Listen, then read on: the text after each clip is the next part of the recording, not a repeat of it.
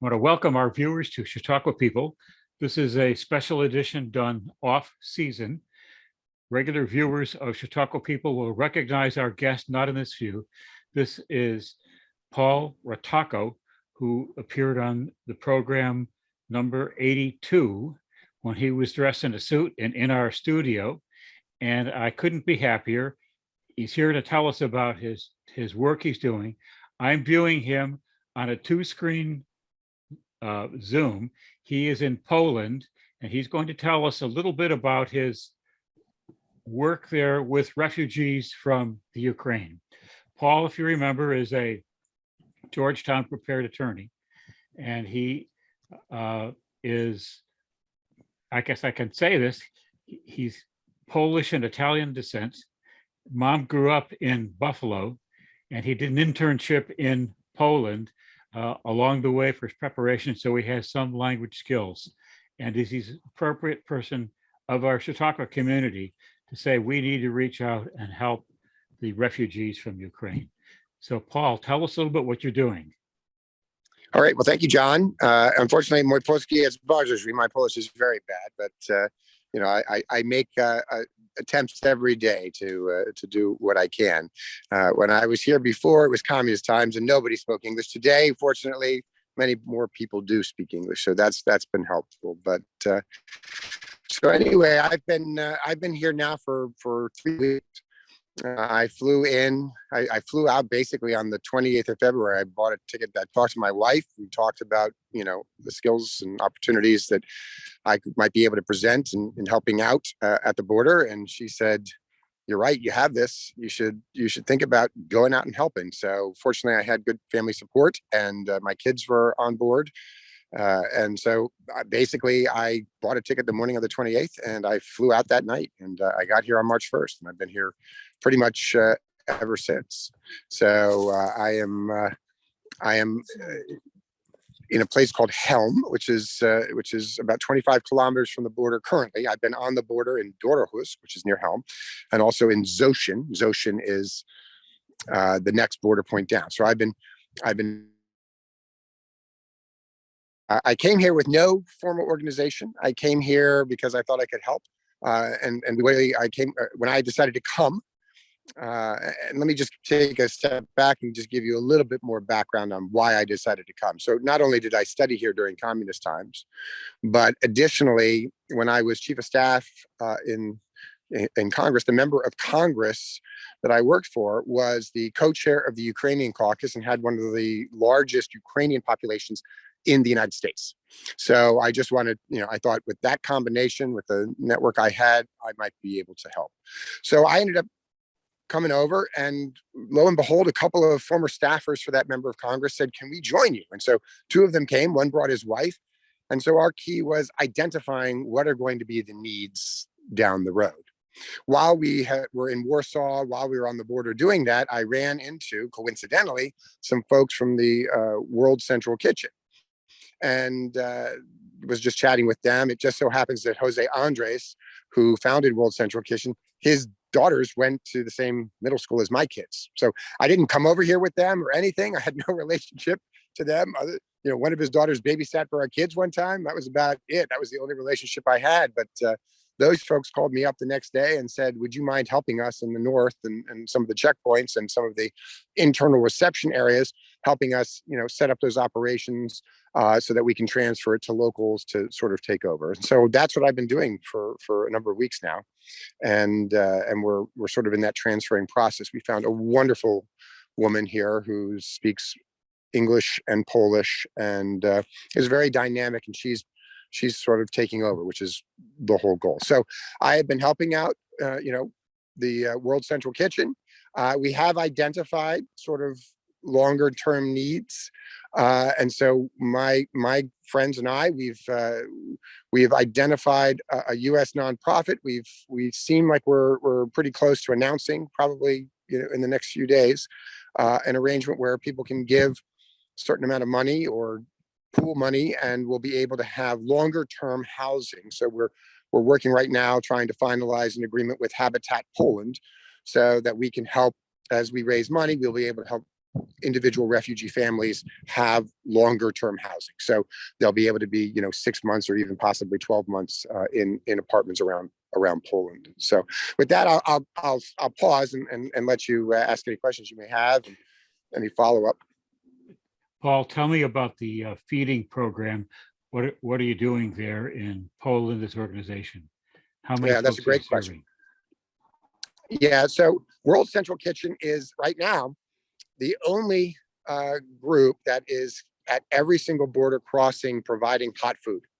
And not only is the group at the border crossings, it is also at various reception centers. So when people come across, they oftentimes will take them to a reception center. In those centers, they may pair them up with people from other European countries and they'll register everyone. So they are taking them to Austria or to Germany or to France or Sweden or what have you. Additionally, there's so many people coming in. I mean, understand you're getting anywhere from, 80,000 to maybe 150,000 people a week or a day coming across all these border checkpoints into Poland. So with that number of people, they've got sports gyms, and they've got other, abandoned warehouses that they've turned into places for these folks to get food, to sleep. They have cots. There's one place, an old Tesco building in Helm here, where they have, I think, 700 or 800 beds for people. We are providing food there as well. So we've contracted. And what we typically do is World Central Kitchen typically will contract with local chefs, restaurants, other providers to help provide that food. Where we have bigger need, we've built a kitchen down in Przemyśl, which is near the main border crossing. And so they're generating separately from our partnerships, they're generating, I believe, 15,000 meals a day. What we're doing in the north is we've got kielbasa. We've got kielbasa that we've cooked. If I had to guess, we've done tens of thousands of kielbasa in the last few weeks that we've been able to provide. So understand how cold it is. It may only be 32 degrees some days. Today it's actually quite nice. It's 55 outside. But many of the days it's been 32 degrees and it is a biting cold. We are sort of on the plains and it just hits you hard. What's happening overnight is it's getting down to 20 degrees and it's that biting cold. And for periodically throughout this entire refugee crisis, there have been people in Ukraine who've been standing in line in Ukraine at times for a day or two in this cold. So it's pretty harsh conditions, especially at night. And so anything you can do to get people hot food, and remember, these are mothers and children and grandmothers. So anything you can do to get them hot food, I think is really important. And how does the feeding operation work? Is it they sit down at a table, or do you give them a plate, or just what do you do? Yeah, that's a great question. So typically, with the kielbasa, we're either delivering it up to the checkpoint. So we've got a grill sort of at the outside of the checkpoint area, and people can come up and just get a plate with kielbasa and bread and put condiments on it and go, or we'll oftentimes take a whole 50 or 100 of these up top and get it to people. Same thing. We're just serving it on a plate typically. Sometimes we'll do a container. That's what we're doing. In other places, so in the Tesco, they've got hot meals that are in compartments, sort of like, your Hungry Man dinners. Right. They prepare and they ship in hot because you've got a certain time frame. We're very, very strict on making sure everything is sanitary and clean, and that time frames are not elapsed, that you've got a certain amount of time that you can eat food. So we're very strict on that. So they bring that food in hot so the people who are staying at the Tesco can get good hot food. We also have a pizza truck there, so we can supplement with pizza as well. At the train station in Helm, we've got a pizza truck, and another place that's doing some pork cutlet type meal as well. So once again, just trying to go to those checkpoints where a lot of people are coming through, trying to give them food. And typically what we try to do, if you're at our checkpoint at Dorhus, for example, we've set up a tent and it's got chairs, and ultimately it's going to have tables and heaters so that people can sit inside and eat food at a table. We have some tables there. We're trying to expand that a little bit. And you'll see that if you go to different checkpoints, sometimes we've got tents, sometimes the local Polish humanitarian organization may have tents, and sort of it ends up that we sort of work with them whether officially or unofficially. Everyone's here trying to do the same thing. We're trying to help a lot of people coming across the border at all times during the day. And understand, this is 24/7. So, for example, this morning at Dorohusk was actually quite quiet, but last night there were a lot of people coming through. So you just never know what's going to happen. It goes in waves, right? If you've got attacks on the road from Kiev, then it may slow you down 2 days from now. So we're always trying to get information about what the situation is, anything we can get on, that from public sources about, where movements of people are and things like that. Now, the people coming across the border are desperately hungry. How long has it been since most of them have had a decent meal? I don't know the answer to that. I think they're hungry and they're thirsty. They want something hot. I think they're so for many of them. So, for example, I met an old man who was in a car, and he had come from Kiev, and he had been in the car with his family for 8 days. So I'm sure they had some food. It wasn't super cold for them. They probably had to figure out a couple of days on how to get more gasoline for the car. But understand that whatever food they may have, they've got to be hungry, right? Because all they have is what's on their back, right? They left everything behind. The scenes oftentimes are reminiscent of World War II, right? You see those pictures of the people with their satchels, and that's all they have in their bags. I mean, this is the same thing, right? I mean, they may not have a house to go back to, an apartment to go back to, because it may have been destroyed. And so whatever they have in their bag, that's it. And so, you hear stories of, there's some people who are caught by surprise and they just grabbed what they could and ran. Other people who anticipated, because maybe they were not in the central, they weren't in Kiev immediately, they were on the outskirts, and they were able to prepare a little bit more. So, that determines what you bring with you. Okay, Paul, let's go to a critical question here. And several Chautauquans I talked to last evening in preparation for this said, make certain you find out, particularly with the food, how can a well-intentioned Chautauquan help? Yeah.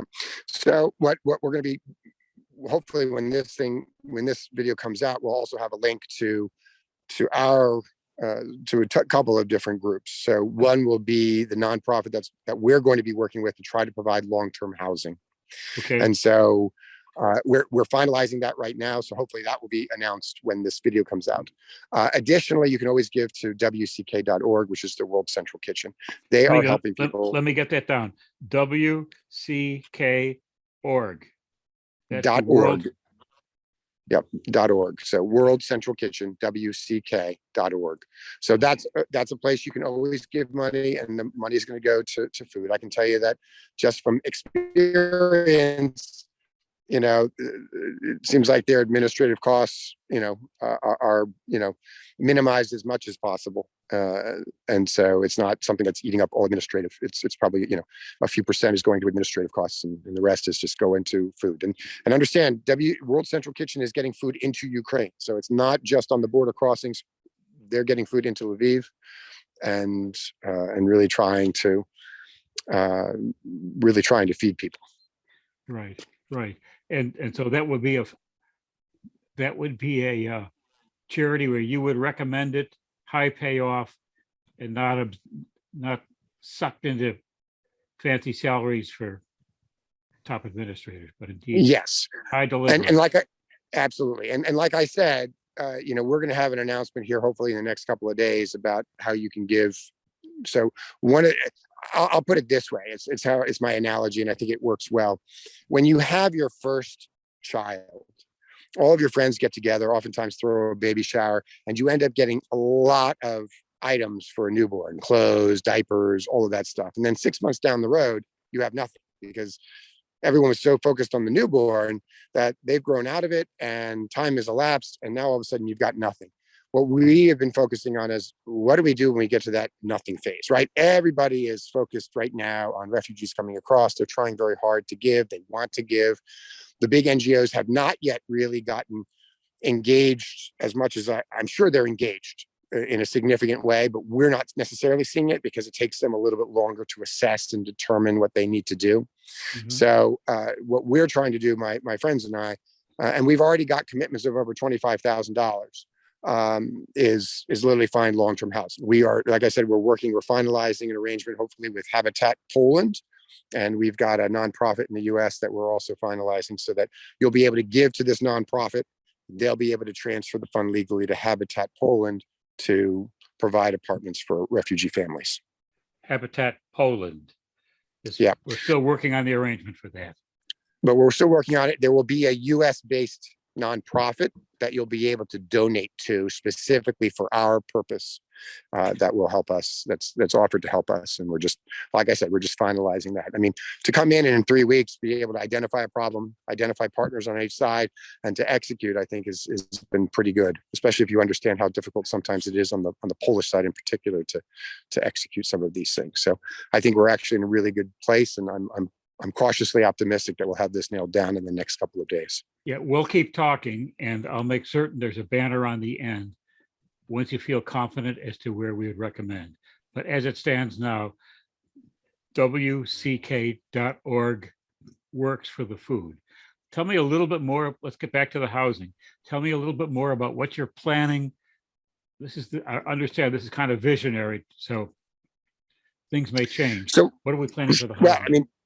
Well, ultimately, the assumption here, so understand that many of the refugees want to stay in Eastern Poland because, like most Americans, most Americans don't go far away from their homes.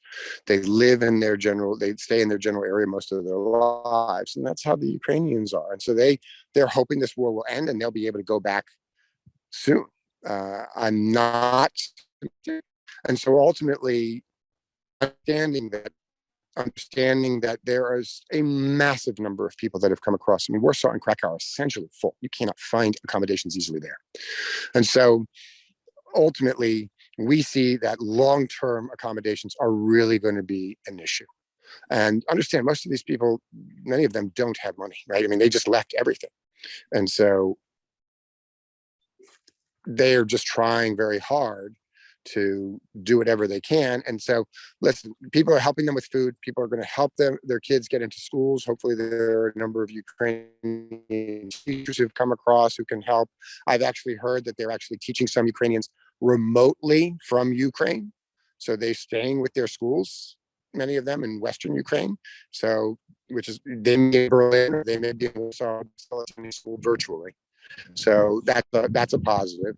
And so for us, we're just simply focused on housing, long-term housing, 6 months or more. Let these people get settled, get some semblance of life moving, and then that will hopefully help them assimilate, get jobs, do the other things they need to do to have good, happy, successful time here in Poland. How similar is the Polish language to Ukrainian? I almost think, I'm not an expert in the languages. I almost feel like, you go Russian, Ukrainian, Polish, there are some small similarities, but I think Ukrainian and Russian, I suspect, are much closer than Ukrainian and Polish. So there will be a learning curve, but, ultimately you've got a lot of children. And the children will pick up the languages just fine, and they'll be able to ultimately help. And ultimately, there are also a lot of other Polish people who speak Russian, so especially the older Poles, because they all learned Russian during Soviet times. So there are ways of communicating. It may be Russian, but there are ways of communicating. So they will overcome that. Among the, I think we may have answered this. Among the refugees you've talked to, is there any burning desire to relocate to a Western country, Germany or France or Britain? I would say the majority really just are comfortable moving to Poland, and that's why you're seeing such large numbers in Poland. Where you have difficulty is, so for example, I have a friend from Marin County, California. His wife is Ukrainian. She's now a U.S. citizen. They've been married for many years and have children. And her mother, sister, and nephew got out on day 3. And when I flew here, they happened to be here as well. They came in the next day. So I was with their family out the border, and they went to the U.S. Embassy to get a visa. And remember, this is the first week. I don't know what the situation is today. Right. And they were denied. I mean, this is U.S. citizens. These are not going to be people who are going to be a burden on the United States government in any way, right? Because ultimately, these people are going to live with their relatives in the U.S. and their relatives are going to take care of them. So those are the kinds of folks who I think do want to go. It's people who have relatives in Germany or France.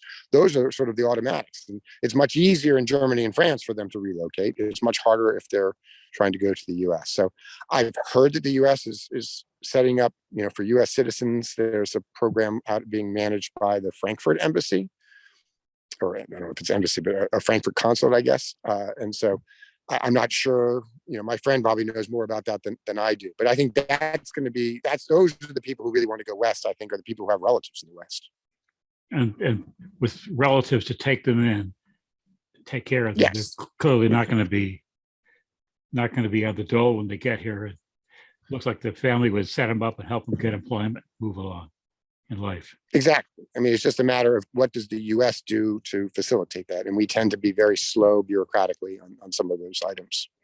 Right. How about, you've mentioned a couple of cities that seem to be filled. How about some of I don't know how densely populated, someplace like Gdansk is up on the northern part of Poland. Are people moving forward past those major cities, like you said, Warsaw, Krakow? It's my understanding that they are.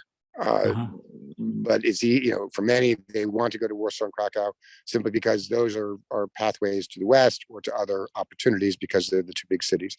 Białystok, which is north of us here, and it's kind of across, it's near the border with Belarus. I think even that has got a fair number of folks. So, I mean, when you're absorbing, I think right now they've got to be pretty close to having 2 million refugees now in the last 3 weeks, just in Poland. Forget about Romania and Slovakia and elsewhere. Just in Poland, it's got to be about 2 million, maybe a touch more now. And so that's a lot of people to absorb, right? But but ultimately there will be, help, I'm sure, from other governments and NGOs trying to, facilitate housing and construction and things like that. So maybe, unfortunately, it's women and children. So they're not going to necessarily be able to do some of the construction jobs that might be available, but certainly the Poles will be able to. Got it. Okay, Paul, I think we have given a good coverage of the issues here. And what I will make certain is you and I stay in contact. And when you have a good contact information for the housing assistance, we'll put this up on the web on Chautauqua People, put it on the Grapevine. And I can only thank you sincerely, if I possibly know how, for taking care of those very needy folks. Listen, you know what? It's in life you have opportunities to help. Sometimes they present themselves right in front of you, and you got to take them. I'm fortunate enough that I was able to have such support from my family to be able to do this. And I say there's nothing like the reward of handing a stuffed animal to a child and having them give you a giant hug, and their mother's crying in the background. I mean, it's a very emotionally trying moment, but it's, hopefully that's the beginning of the turning of the page for that family. That's what you can keep your fingers crossed that's the case. And you are a parent yourself, so easy to relate to children. Yeah. So thank you, John. Okay, thank you very much. This has been wonderful.